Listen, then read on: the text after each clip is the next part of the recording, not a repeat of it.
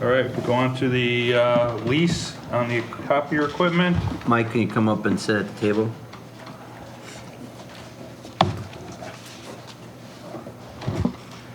Scott Brannick and Mike handled this lease and the RFP and all that, so I know we received the changes from the copier's attorney, from our attorney back and forth when we submitted that to the board first on Monday, and that was not ideal. And I know we had some questions submitted this morning, and we did get some answers back, so I'm going to allow Scott and Mike to walk the board through this. And at the end, if the board does not feel comfortable voting on this tonight, I did get a recommendation from the attorney on how we could move forward. And I also, Mike and Scott, were reminded that the board should see something like this twice before we bring it for approval. And so I know that didn't follow the timeline that I normally lay out for you. So take as much time as you need tonight to ask questions. Scott is the lead with this. Mike does some stuff from the technology and printing side to answer your questions. And let's see where we get to, by the end of the discussion, and we can figure out how we want to proceed. Scott, Mike? Okay. All right, just a little background history on this. Our current 5-year lease agreement for district copiers with Konica Minolta will be expiring June 30th. We put together a copier committee to get input on what are features that the staff really needs to function with.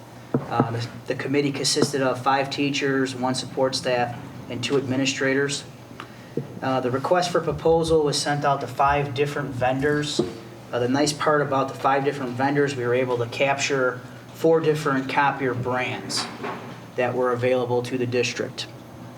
The request for proposal was sent out on April 11th, with a due date of April 26th, and we were exploring either a 4-year or a 5-year lease option.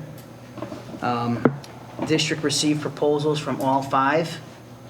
The important piece here, with our current lease, due to the length of it, the district has had some erratic reliability along with some obsolete technology, resulting in staff frustration due to a decrease in productivity. Basically, our machines are on and off line, hit and miss. Sometimes there's 3 machines, our big machines that we have are offline and nobody can really print to them. So with that reliability is what drove going out to trying to get a 4-year lease versus a 5-year lease. Less wear and tear on the machine, and we do a pretty high volume for our staff. We looked at all 5 vendors out there. Highlighted are the 2 lowest proposals that we received, Konica Minolta and Gordon Flesch.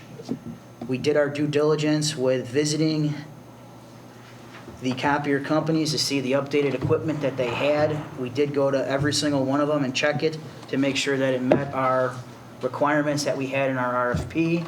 We wanted to make sure that everything that we covered in it, these machines were capable of handling. Obviously, the lowest responsible proposal that was submitted was by Gordon Flesch. So we spent time with them at their facility, double checking everything with their machines. Their product is Canon. And the bids that are out here, you can see are for 48 and 60 months. We're recommending the 48-month lease. I know there were some questions in regards to how the payment was broken down on it.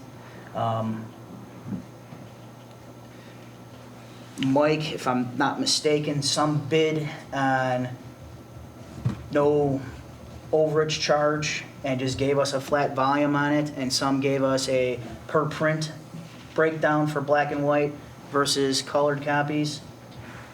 Yeah, basically some of them, if you notice on the chart, if you see a 0 in the columns where it says monthly cost per black and white copy or monthly cost per color copy, there was no charge per copy. It was built into the lease.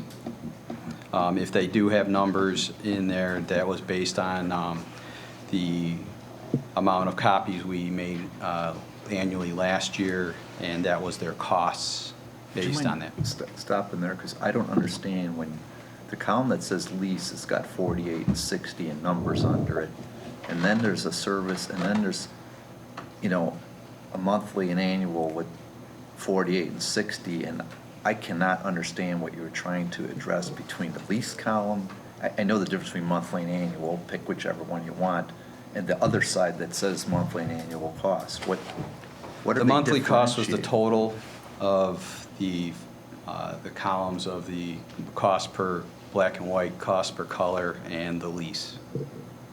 And if the one vendor had a service Column supply A, charge. column B, and column, you had Yeah, those which would first be- couple columns up together. So it does, so the one you're recommending, Well, see, I thought before you explained that, then I assumed initially that's what you were going to tell me, but the numbers don't add up then, do they? So it's like, so Like, 'cause if you go to 1715, Gordon 706, Flesh, so it's the 11715 plus the 700, plus the 36. 24 plus the third, okay, I got it. Sometimes it will help once we go through the presentation, which is why I like to see this twice, so they can go through the presentation, lay this out for you. And the second, All right, I got it. first to the second can be breaking down the copier. Gordon Flesh charges for black and white copy and the color copier, and then there's a flat lease. Yeah, the lease is for the This equipment. is based on what we did last year. Yeah, per Yeah, print. these were the prints that cost. we made last year. now, Estimated that's gonna be $6,000, but it might be more if we do more copies. Correct. but they do have an overage penalty. No, we pay, the Gordon Flesh is based on usage, so whatever we use each month is what we pay for, or annually. Okay, so on page, I'm seeing something that says image charges, .0033, It's the last schedule. overages, Yeah, and then for color, I see overages, .039. And this is on page, I don't know what page this is, but it's, 76. is that 76? it was the schedule to the supplement on the doc contract you Yeah, gave yeah, us. yeah. And it's got it in the overage. All right, so Scott, you got an answer? So those are the rates that they are charging per print for black and white and color. So regardless of what we print, we needed to have a estimate using our annual volume on it. Their suggestion in their proposal was, why are you putting an annual volume? You might as well just pay per print. Okay, so they put it in the overage column, but it's what they're charging is per print. It's just, that's what our per print is, Okay. for black and white and color. But I think if it, to help Gary a little, between the proposal and the two documents with the attachment, the information doesn't match. So on the schedule, it says it's an overage charge, and you're telling us there's not an overage charge. So that was part of the problem of trying to take this in. That there's conflict between what you're presenting here, I think. So again, it's a simple fix. Somebody fix the schedule. If there's not overage charges, it shouldn't say overage charges. If there's charges, period, for it, it should clearly say, here's the charges. Because then we won't get in a debate with them later on of what we're paying for, right? Right. And did we get, did they, and I know you had a conversation with our attorney and their attorney, did they correct some of those They things? have submitted answers to all of the questions that were submitted today with it. And they're more than willing to work with the district to alleviate any other concerns that are arised. I don't want to go through all the answers that they had I because wouldn't. there was 4 pages submitted with the answers to the questions on it. But like I said, they're more than willing to accommodate the district. there and any- try to get this done. What's our current monthly, what's our current annual cost on our Current copiers? monthly, we are $35.50, and our annual estimated charge is $80,000. So we're coming down by So- going with Gordon Flesh. It would be going down, yes. What- You said the current monthly is Yeah, the- $35.50? $35.50, How's the and annual then we 80? pay per print with Conica Minolta, which gets us right around So $80,000. $35.50 for the lease, and then Per you month, pay, yes. then you got a per. Pay per print for quarterly. Pay per print. So Scott, going forward, do you have that listed anywhere on the top in the background? I do not. All right, so that would be helpful for the board to see, like, hey, we're currently spending $80,000 a year, and by going with Gordon Flesh, we're going down to 60, And my- We're going to and my- 72. And my last comment on this is, you're buying this equipment, because you got a dollar Right. buyout at the end of this. So you are buying the equipment, Yeah, and you're gonna have to capitalize these. That's, so- that's if you want to buy them. for a So dollar. there may be machines that have low volume compared to some of the But other ones. recognize, because you do have a dollar buyout, Mhm. at That you audit have- time, you're gonna have to capitalize capitalize these on the books, and so in essence, It's an asset. it's an asset. Mhm. Okay. Well, following up, then, if you don't mind us jumping, Mike, can you help us out? The ones we have now, it was the 5th year really when all the breaking down happened? Were they good after 4 years and it broke down? I would say we started having problems probably midway through the 4th, but I think it was also, when we went out for RFP, we decided to change some things, how we were set up and stuff like that. Originally, the copiers they put in one large copier, and the more that we talked about it, it seemed like that was not exactly the best piece of equipment for us. With this lease, we decided to go with 2 medium-sized copiers, so that way the load will be broken up. Thought we were getting 3 copiers. Well, I'm talking about a typical room that the teachers use. Okay. So those were the ones that were. How many copiers do we have under the current lease? The current lease, I believe we have 10. We have 10. Yeah. 10, and we're going to 3? No, we're actually going to 13. 13. So you're going up, but you're, There's 6, 4, and 3, you gotta look at that. but you're going with smaller machines. What we're doing is, we have 3 basic problem areas, and they're the ones that are used by the teachers. When we looked at the issue, we decided that a better way to go, instead of having 1 big machine in there, would be to go with 2 medium machines to split the load, and also in case if one's down, there's another option right in the same room. When you say there, you gotta remember they don't understand us. They're not Yeah. here making copies. Yeah. So we have 3 copy rooms that the teachers use. Right, correct. And there's a very large machine in each of those copy Yeah, rooms. and those large machines, because they were getting all the load in there, they were tending to break down more often, and the teachers were having to go to either other rooms or find other ways to make copies. So the question I had on this, and it's up to you guys, but how much is actually copies versus somebody taking it from their computer and sending it nowadays? At this point, when we first got this lease, that was not put into it, the one from 5 years ago. Yeah. I'm not sure if it wasn't available, if the software wasn't available or not. With this lease, we were going to be using a product called PaperCut. And what it does is, one of the many options it gives you is you're able to track that. You're able to, if you send a job and then you walk to a printer, you swipe your card, the door card, Yeah. get into here, and it automatically prints. So if a teacher goes to a room and both copiers are being used, they can go down to another one. Unfortunately, with the current system we have, we didn't have that. If a teacher sent a print job to it, and it wasn't working, then they'd have to go back to their desk. So, Okay. And then so once it 'Cause got it- working, we'd have all this extra Yeah, paper. so- Because the only reason I ask is you can go buy a Hewlett Packard for $2,500, and it's a workstation for 1 to 100 people with a toner of $300, and for 80 grand a year for 4 years, I'm thinking I can buy a hell of a lot of 50 people workstations and make people a lot happier. And so that's my mind thinks, but Yeah. you guys know the mechanics here, so. So obviously, when we lay this out, we gotta lay this out a little better because the board doesn't understand how many copy rooms we have and the purpose of those, right? So I mean, if they're going from different pages within your presentation and trying to piece it together, it'd be helpful under the background to give them a little idea, like, hey, we currently have 10, it costs us this much, we're gonna move to 13, but it should help do a better job of managing printing as well as copying, right? We can lay some of that out. That's for going forward. Right. But let me, when is the current lease up, like? the end of June 30th. But how much lead time do you need with the new guy to 3 get weeks. things ordered and get 3 them in weeks place? with So Yeah, it'd be very difficult to wait till June to Yes, make a decision, right? So what I talked with the attorney today. Before you do that, Okay. there's still some more facts I think we need before we can decide. And there's another confusing factor on here, and that's what's covered. In some places, it says service supplies are zero. Then you read it, and we're paying for toner.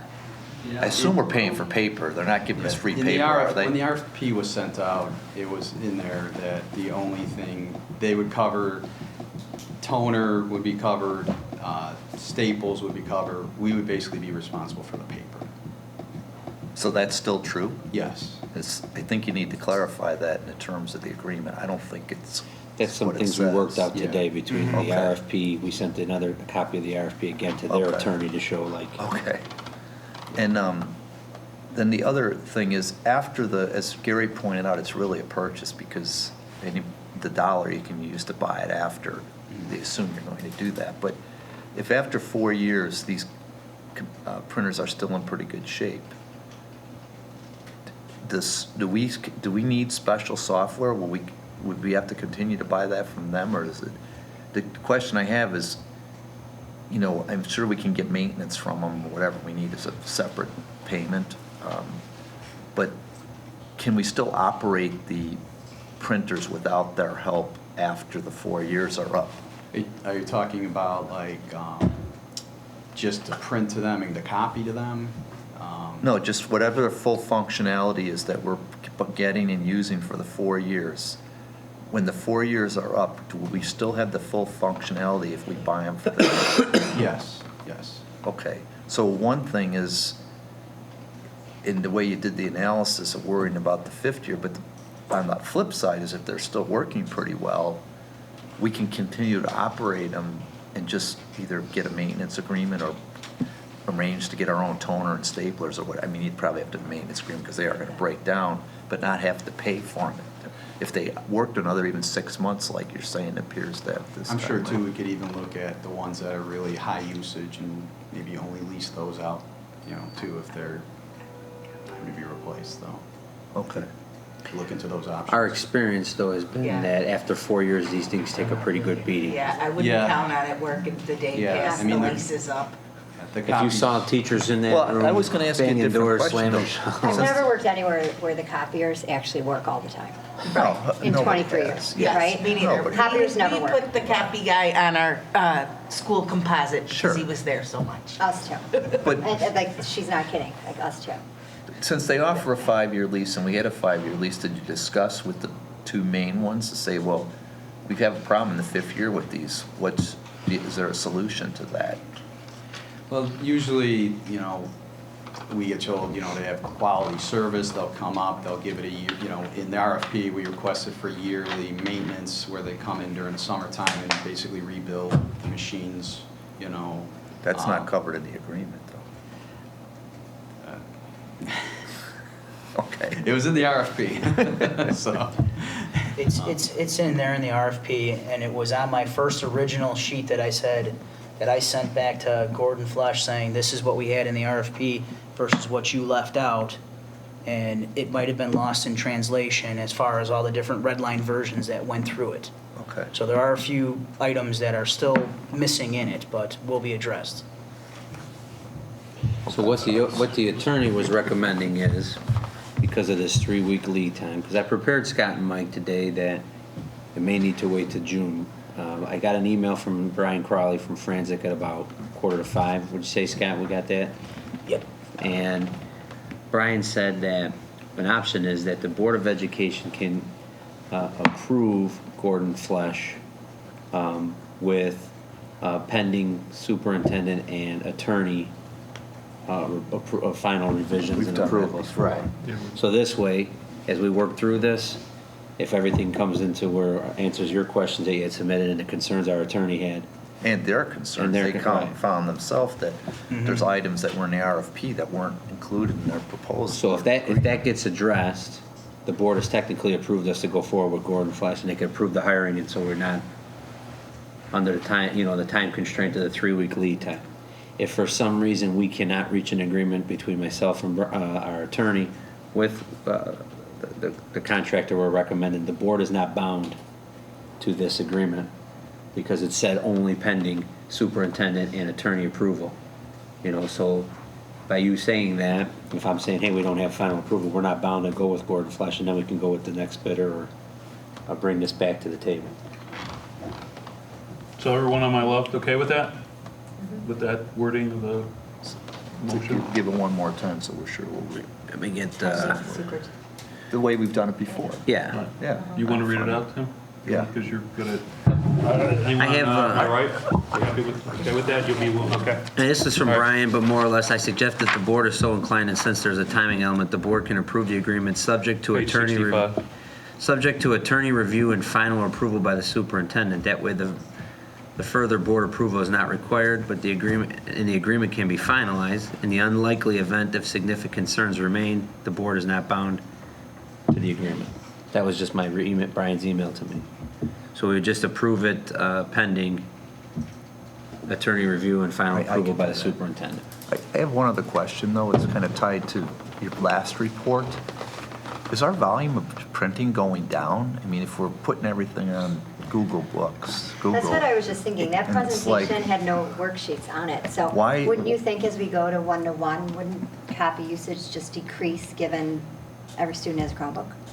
Right at this point, as far as on the regular printers, we don't really have any kind of system that tracks it. Once he gets that paper cut, he's Yeah. gonna put a big printout on Kristen's desk, and she's gonna know exactly who's printing what every day. Yeah, like some companies will even tell you, like, Your Tim, you limit. just killed 72 trees this year. Yeah. Like, it even breaks it down environmentally. It will also It's, have scan to Google Drive on there, so Yeah. a teacher can go up to it Oh. and say, scan to my Google It's gonna be- Drive or department drive.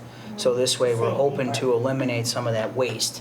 Scan Um, and email. Well, just- Currently, there is a lot of waste Yeah, that I you would think we think. can eliminate by adding the paper cut and the follow me printing. Good. I love it. Board feeling better, a little better from where we were?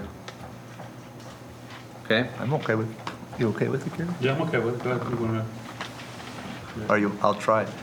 Resolve the Board of Education Township High School District 2A, Cook County, Illinois hereby approves the 4-year lease, a 4-year lease for copier equipment with Gordon Flesh, subject to the superintendent and the CFO and our outside counsel coming to terms that the superintendent believes are acceptable, as presented in the May 23rd, 2017 board agenda packet. Can I get a second? Second. Call. Mr. Smithing? Yes. Ms. Towner? Yes. Mr. Walsh? Yes. Ms. Ruska? Yes. Dr. King? Yes. Ms. Sierra? Yes. And Ms. Goodrich? Yes. All right. We have some matters for closed session. We have personnel issues, student discipline, purchase or lease of real property, probable intimate and pending litigation, and collective negotiations. Thank you, Mike. We now have a second chance for visitors to make comments. Is there anyone who would like to do visitors' comments? Do not see anyone. We will then talk about discussion items that were Kevin requested. covered So them all. Kevin covered them all? Okay, we will go to, can I get a motion to go to into closed session then? Resolved that the Board of Education Township High School District 2A, Cook County, Illinois hereby enters closed session for the purpose of considering appointment, employment, or dismissal of employees, student discipline, purchase or lease of property, pending, probable, or imminent litigation, and collective negotiations. Can I get a second? Second. Ms. Towner? Yes. Mr. Walsh? Yes. Yes.